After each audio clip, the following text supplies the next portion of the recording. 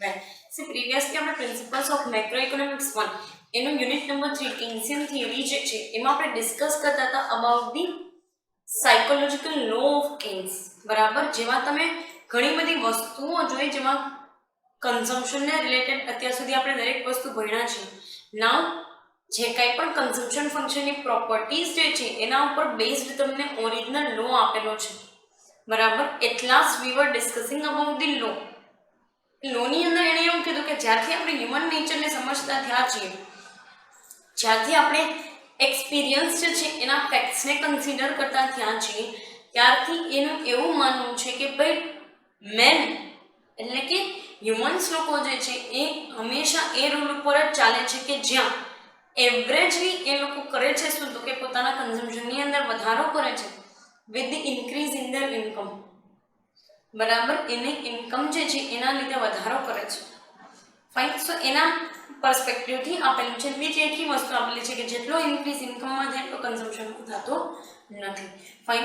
એના માટે આપણે 3 પ્રેપોઝિશન્સ જે છે સ્ટડી કર્યા, જેમાં તમને પહેલા પ્રેપોઝિશનમાં એવું કીધું કે ભાઈ તમારી વોન્ટ્સ જે છે શું કામ તમારું કન્ઝમ્પશન ઘટે છે, તો કે wants side by side satisfy થતી હોય એટલા માટે, બરાબર, કે જેના લીધે હવે આપણે એક્સ્ટ્રા એ વસ્તુ ઉપર એક્સ્ટ્રા એ કન્ઝ્યુમર ગુડ્સ ઉપર જે છે સ્પેન્ડ કરવાની જરૂરિયાત હોતી નથી.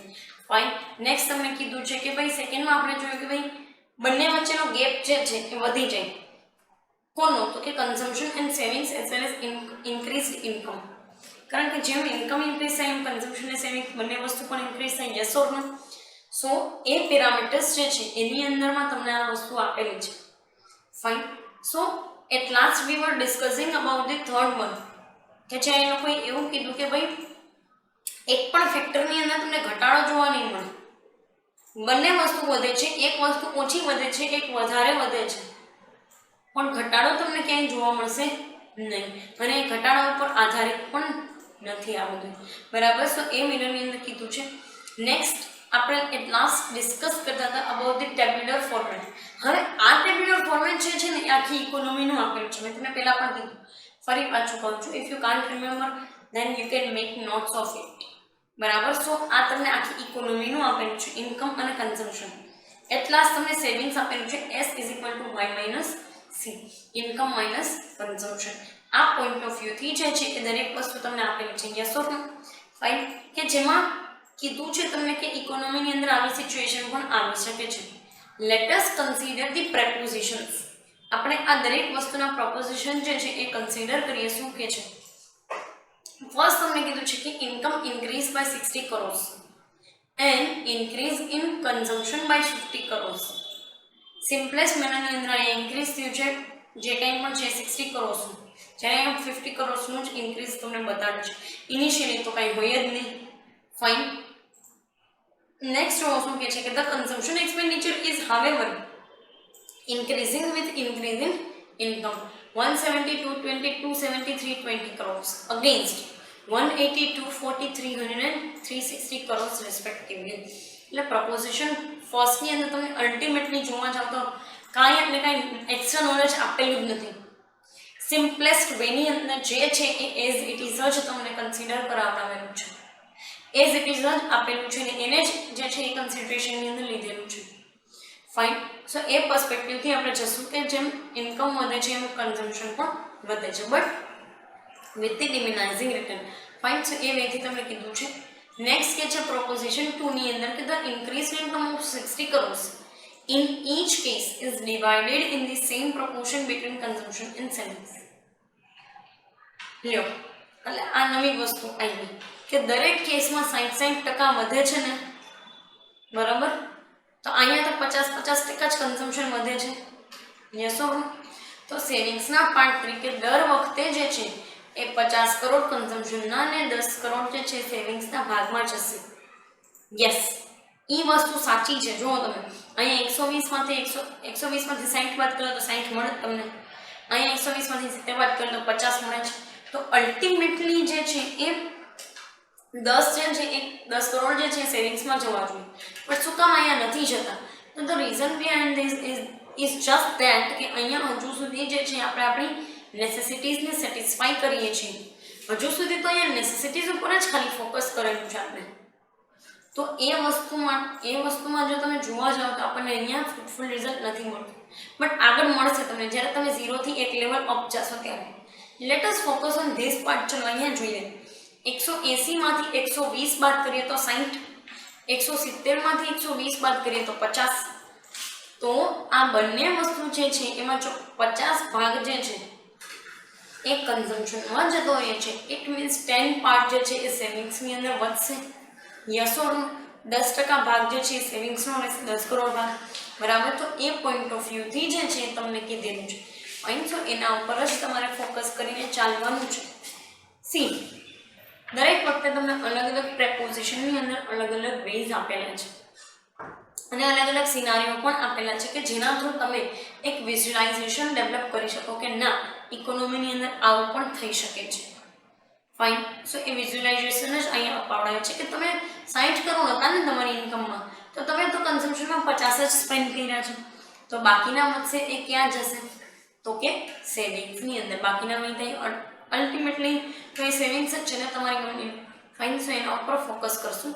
સી, નેક્સ્ટ તમને શું કહે છે તો કે અલોંગ, સી થર્ડ પ્રોપોઝિશનની અંદર કહે છે કે as income increases from 120 to 80, એટલે કે 180, 200, 240 to 300 and 360 crores respectively. Consumption from 120 to 170, 220, 270 and 320 crores along with the increase in savings from 0 to 10, 20, 30 and 40 crores respectively. With increase in income, neither consumption nor savings has fallen. એક વસ્તુ તમે જુઓ કે અહીંયા તમે આખું આપણે જો એનાલિસિસ કરીએ ને તો એક પહેલા તો 60 થી 120, 70 થી 120, પછી 120 થી 170, 170 થી 220, 220 થી 270 ને 270 થી 320. આટલું જે છે ઇન્ક્રીઝ છે કન્ઝમ્પશનમાં. અહીંયા જુઓ 120 to 180, 180 to 240, 240 to 300, 300 to 360, બરાબર. આવી રીતે તમને ઇન્ક્રીઝ જોવા મળ્યો. યસ ઓર નો? આ બંને વસ્તુ જે છે, બંને ઇન્ક્રીઝીસ જે છે એ કેવા પેરામીટર્સની અંદર જોવા મળે છે તો કે કન્ઝમ્પશન વધે તો છે but less than the income. હવે અહીંયા તમે જુઓ, અહીંયા તમે અત્યાર સુધીમાં તો માઇનસમાં સેવિંગ્સ બતાડે છે, એટલે કે સેવિંગ્સ સાવ એમ કહી શકાય કે હતું જ નહીં, માઇનસમાં હતું. એટલે આપણે એક્સેસિવ એક્સપેન્સ કરતા હતા માર્કેટની અંદર. Yes or no? ફાઇન. સો એના કરતાં અહીંયા જુઓ તમે એક લેવલે તમે અહીંયા જોશો ને તો 10, પછી 20, પછી 30 અને પછી 40, આવા 4 જે છે એ તમને સેવિંગ્સના લેવલ આપેલા છે કે 0 થી 10 કરોડ વધ્યું, 10 કરોડથી 20 કરોડ વધ્યું, 20 કરોડથી 30 કરોડ અને 30 કરોડથી 40 કરોડ. આટલું સેવિંગ્સ જે છે એ ટાઈમ બાય ટાઈમ વધતું જાય છે. તમને એક એવો ક્વેશ્ચન થતો હશે કે મેડમ અહીંયા તો 50 કરોડ જ છે તો કેમ સેવિંગ્સ વધ્યું? પણ સી, સેવિંગ્સ હોય ને એ ક્યારે એક વખત સેવ કર્યું પછી વપરાય ન જાય તો 10ની અંદર તમારે બીજા 10 પ્લસ કરવાના રહેશે, 20ની અંદર બીજા 10 પ્લસ કરવાના રહેશે અને 30ની અંદર પણ બીજા 10 પ્લસ કરવાના રહેશે. એટલે કે ફરી પાછું તમારી કન્ફ્યુઝન જે છે એ ફરી પાછી દૂર કરી દઉં છું કે આ 220 માંથી 170 માઇનસ કરશો તો 50 આવશે, આ 240 માંથી 180 માઇનસ કરશો તો 60 આવશે. યસ ઓર નો? 60 માંથી 50નો ભાગ કન્ઝમ્પશનમાં જવા દેશો તો 10 કરોડ રૂપિયા વધશે. પણ આ સેવિંગ્સ તો એમનેમાં જ રહે ને, તો જ એને બચત કહેવાય ને. આ સેવિંગ્સને તમે સ્પેન્ડ કરી દો તો એ બચતમાં કન્સિડર થાય, તો એ સેવિંગ્સમાં કન્સિડર થાય તો કે ના. તો સિમ્પલેસ્ટ મેનરની અંદર આ 10 જેટલા બી 10 કરોડ રૂપીસ જે છે બરાબર, એની અંદર ફરી પાછા વધારાના 10 કરોડ તમે પ્લસ કરશો, ફરી પાછા 10 કરોડ એની અંદર પ્લસ કરશો and at last 10 crore plus કરશો. તો ટોટલ તમારી પાસે at the end of particular period, એક પીરિયડ પછી તમારી પાસે 40 કરોડનું સેવિંગ્સ હશે. Yes or no? કે જે તમે આ દરેક લેવલે 10 કરોડના જે ભાગ જે છે એની અંદર તમે બચાવીને રાખેલું હશે તમારી ઇકોનોમી માટે. ફાઇન. સો એ જ પર્સપેક્ટિવ અને એ જ પેરામીટર્સ જે છે એના અકોર્ડિંગ ટુ આ લોકોએ તમને કીધેલું છે. ફાઇન. ઉપરના જે કાંઈ પણ બંને સ્ટેટસ આપેલા છે, જ્યાં તમે 60 કરોડ ને 120 કરોડ જુઓ છો ને એક લેવલે તો સાવ 0 જુઓ છો, બરાબર. તો એ ત્રણેય લેવલ એટલે કે 0, -10 અને -20 એ લેવલ છે કે જ્યાં તમે એક્સેસિવ સ્પેન્ડિંગ કરો છો ઓન ધી કન્ઝમ્પશન, કે કે જ્યાં એકચ્યુઅલમાં તમારા હાથમાં એક પણ પ્રકારનો પૈસો રૂપિયો છે નહીં. Fine, steel you are spending on the one of the other basic નેસેસિટીઝ. તમે બેઝિક નેસેસિટીઝ ઉપર ફોકસ કરીને ચાલો છો. સી, આની આગળ તમને છે ને એક ડાયાગ્રામ રિપ્રેઝન્ટ કર્યો છે જેમાં y0, y1 અને y2 આમાં ત્રણ જે છે ને એ ઇન્કમના અલગ અલગ લેવલ આપ્યા છે. બરાબર, ત્રણ ઇન્કમના અલગ અલગ લેવલ આપ્યા છે ને એક જે છે એ પર્ટિક્યુલરલી C1 અને C2 કન્ઝમ્પશનના લેવલ આપેલા છે by drawing the C line.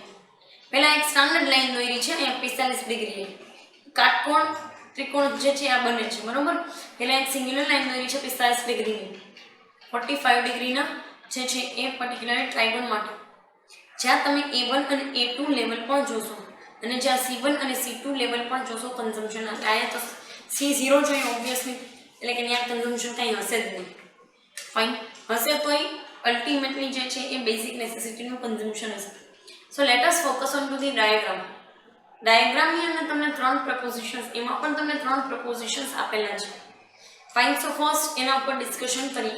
શું કહે છે તો કે diagrammatically the three propositions are explained in figure 3. Here, income is measured horizontally and consumption and savings are measured on the vertical axis. એટલે કે x axis ઉપર તમને income આપેલું છે અને y axis ઉપર અહીંયા C અને S આપેલું છે. C stands for the consumption, S stands for the savings. બરાબર, તો એ બંને વસ્તુ પણ તમને આપેલી છે. જુઓ, C is the consumption function curve. એટલે આ કર્વ જે છે ને એ consumption function છે. જ્યારે 45 degree line presents the income. બરાબર, 45 ડિગ્રી લાઈન જે છે એ ઇન્કમને રિપ્રેઝન્ટ કરે છે, એટલે એ ઇન્કમનો વધારો બતાવે છે. બરાબર, જ્યારે સી લાઈન જે છે કન્ઝમ્પશન ફંક્શન બતાડે છે. ફાઇન, સો એ પોઈન્ટ ઓફ વ્યૂથી જે છે આપણે આગળ વધશું. હજુ પણ કોઈને જો આ વસ્તુની અંદર કન્ફ્યુઝન ક્રિએટ થતું હોય તો કહી દઉં છું કે 45 ડિગ્રી લાઈન છે it is the income line, કે જ્યાં તમે અલગ અલગ લેવલ જે છે એ ઇન્કમના જોઈ શકશો. From 0 to 50 or from 0 to we can see that કે 360 નું લેવલ. બરાબર, તો ત્યાં સુધી તમે જે છે એ જોઈ શકશો. ફાઇન, જ્યારે આ સી કર્વ આપેલી છે that is the consumption curve, કે જ્યાં તમે દરેક ઇન્કમના લેવલે કેટલી વસ્તુ કન્ઝ્યુમ કરો છો ને માર્કેટમાંથી એના લેવલ જોઈ શકશો. ફાઇન, એ બંને વસ્તુ તમને આપેલી છે. આગળ જોશું કે શું સેવિંગ્સ ગેપ ને શું વસ્તુઓ છે. બરાબર, પ્રેપોઝિશનની અંદર. ચલો, પ્રેપોઝિશનની અંદર તમને એક વસ્તુ આપેલી છે જ્યાં શું કહે છે તો કે when income increases from OY0 to OY1. એટલે અહીંયા 0 છે. બરાબર, ત્યાં સોરી અહીંયા 0 છે OY0, ત્યાંથી OY1 સુધી જે છે એ જાય છે ઇન્કમ, તો કન્ઝમ્પશન પણ વધે છે. ક્યાં તો કે BY0. એટલે અહીંયા BY0 હશે, અલ્ટિમેટલી તો આ BY0 જ છે ને, જે લેવલે 0 કન્ઝમ્પશન હશે. ફાઇન, અથવા તો કહી શકાય કે બેઝિક નેસેસિટીનું કન્ઝમ્પશન હશે. તો BY0 to C1 Y1 but the increase in consumption is less than the increase in income. એટલે આ તમે કન્ઝમ્પશન લાઈન જોવો ને અલ્ટિમેટલી અહીંયા, તો જ્યાં Y1 નો ઇન્ક્રીઝ તમને બતાડે છે ને ત્યાં A1 નો ઇન્ક્રીઝ અથવા તો તમે C1 નો ઇન્ક્રીઝ જો અહીંયા જુઓ કન્ઝમ્પશન લાઈન ઉપર. બરાબર, તો એ C1 નો ઇન્ક્રીઝ જે છે ને આના કરતાં ઓછો છે. આ 45 ડિગ્રી ઇન્કમ લાઈન કરતાં તો ઓછું જ છે. જો છે બતાવી છે આ ગેપ તમને બંને વચ્ચેનો. Yes or no? ફાઇન, સો અહીંયા જુઓ કે જ્યારે બી ઇન્કમ વધે છે તો C1 કે બરાબર અથવા તો C1 A2 તમે જે કંઈ પણ તમે A1 લેવો હોય તો બરાબર, જે છે કે અહીંયા વિઝિબલ નથી. સો એ પોઈન્ટ ઓફ વ્યૂથી તમને કીધેલું છે. Fine, which is the lesser than the particularly A1 Y1 or OY1 by A1 C1.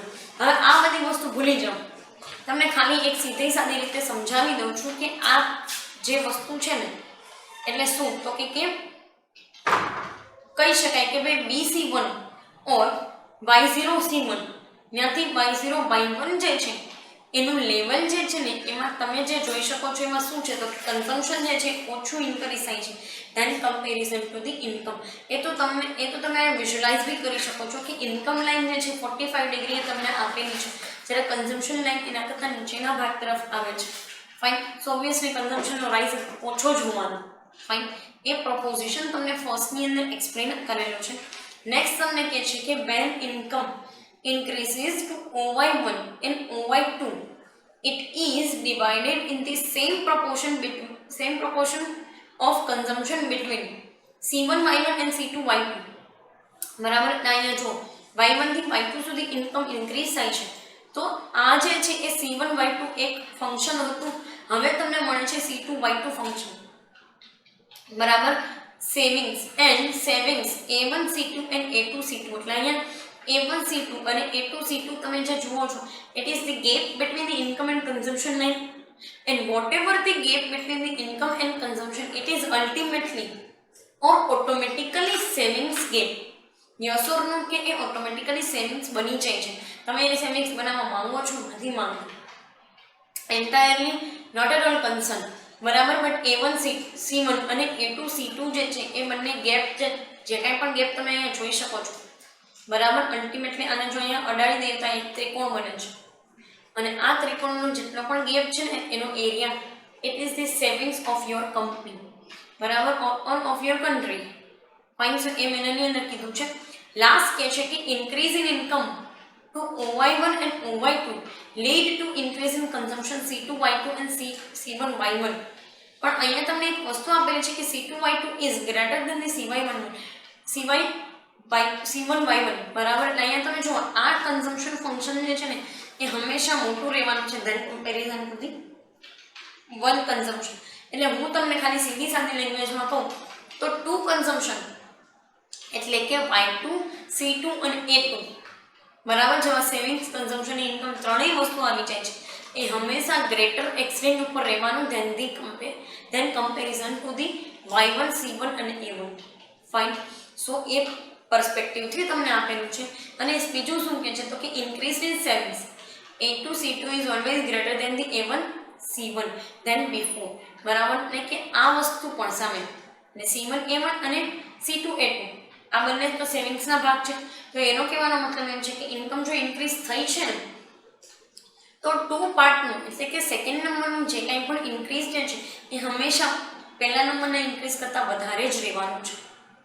અને ઓબ્વિયસલી તમારી ઇન્કમ વધે ને તો તમારું કન્ઝમ્પશન પેટર્ન અને તમારી સેવિંગ્સ પેટર્ન જે છે એ વધતી જતી હોય. અને આ એ જ વસ્તુ તમને બતાવેલી છે with representation, with the diagrammatical representation. Fine. So એ મેનની અંદર તમે જોઈ શકો છો. It is clear from the widening R below the curve and savings gap between the 45 degree and C curve.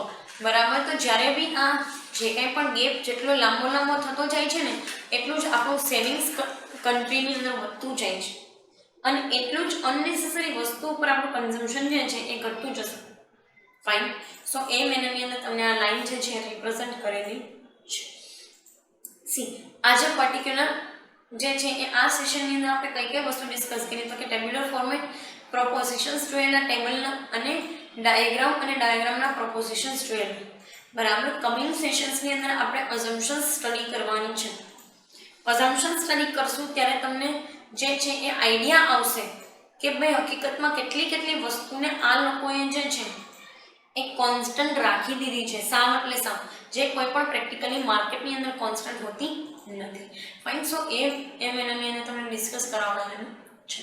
Fine. Particular આ સેશન માટે અહીંયા સુધી રાખીએ. બાકીનું જે કંઈ પણ અઝમ્પશન્સ જે છે અને ઇમ્પ્લિકેશન્સ જે છે કમિંગ સેશનની અંદર ડિસ્કસ કરશું. Thank you so much.